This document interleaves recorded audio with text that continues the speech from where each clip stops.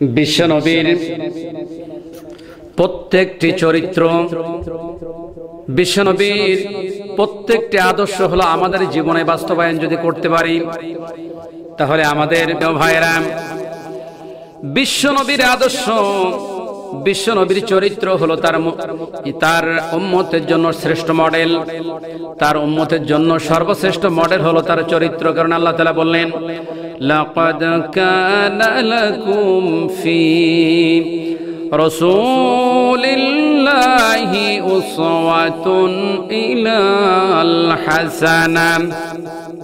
আল্লাহ তাআলা বললেন, এই পৃথিবীতে মানুষের উত্তম চরিত্র যদি খুঁজতে চায়, যে চরিত্রের উপরে মানুষরা প্রতিষ্ঠা হবে, প্রতিষ্ঠা করবে, তারা যেন আমার নবী মুহাম্মদুর রাসূলুল্লাহ সাল্লাল্লাহু আলাইহি সাল্লামের চরিত্রের বা বৈশিষ্ট্যের উপরে বহাল থাকে। তার মানে হলো এটাই, বিশ্ব নবীর চরিত্র হলো সর্বশ্রেষ্ঠ চরিত্র। বলুন ঠিক কিনা? আমার ভাইয়েরা, মানুষরা হার্ট অ্যাটাকে মরে যায়। হার্ট অ্যাটাকের কারণে বেশিরভাগ মানুষ আমরা এখন দেখছি মরে যাচ্ছে।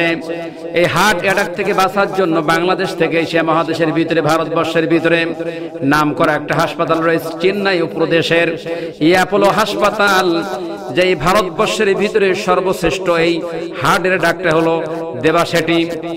এই দেবা শেঠি একজন হিন্দু ডাক্তার, হার্টের সর্বশ্রেষ্ঠ এশিয়া মহাদেশের ভিতরে সবচেয়ে বড় ডাক্তার।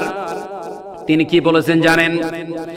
তার কাছে বাংলাদেশ থেকে কোনো মুসলমান হার্টের রোগী যখন যায়, সে তো নন মুসলিম, মুসলিম নয়, সে ডেকে বলে, ওগো মুসলমান, তুমি কি নামাজ পড়ো নাকি?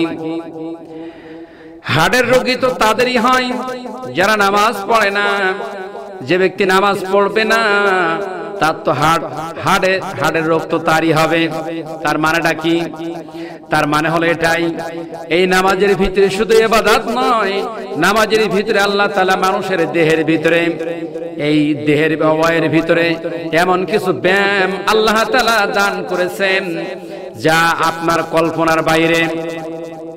এই দেবা শেঠি তিনি বলেছেন, মানুষরা যখন সিজদায় যায়, মাথা যখন নিচু করে, তখন তার হার্টের ভিতরে পাঁচ হয়, হার্টের ভিতরে এভাবে করে পাঁচ হতে থাকে।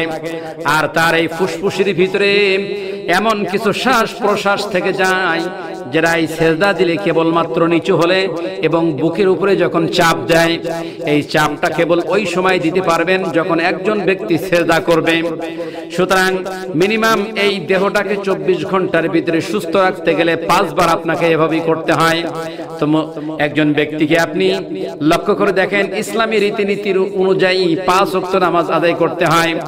একজন মুসল্লি যদি নিয়মিত আল্লাহ তাআলার দরবারে সেজদা করতে পারে, সেজদা করে, জেনে রাখবেন ওই মুসল্লির কোনদিন আল্লাহ তাআলা স্ট্রোকের রোগী দিয়ে মারবেন না।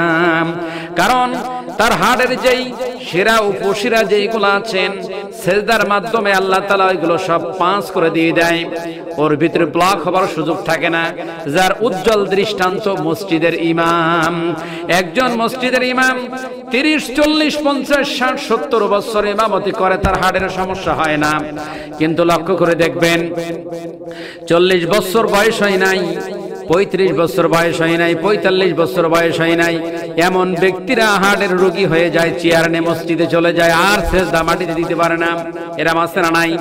তার মানে হলো এটাই, আল্লাহ তাআলা এটি বুঝাতে চাইলেন মানুষের কল্যাণ বিশ্বনবীর আদর্শের ভিতরে। আর আল্লাহ পাক নামাজ দিয়েছেন, আর এটা শিখাই দিয়েছেন বিশ্বনবীর মাধ্যমে।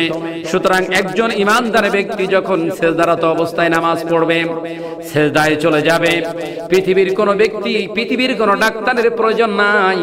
আপনার হার্টের যেই সমস্ত শিরা উপশিরা পাঁচগুলো যেগুলো আছে, রক্তের কণা যেগুলো জাম হয়ে হার্টের ভিতরে চেপে বসেছে, সেজদার কারণে আল্লাহ এমন পাঁচ সেখানে করে দিয়েছেন, এমন ভাবে সেখানে ক্লিয়ার করে দিলেন, ক্লিন করে দিলেন যে আপনার হার্ট ব্লক হবার কোনো সুযোগ আল্লাহ তাআলা ওখানে দেন নাই।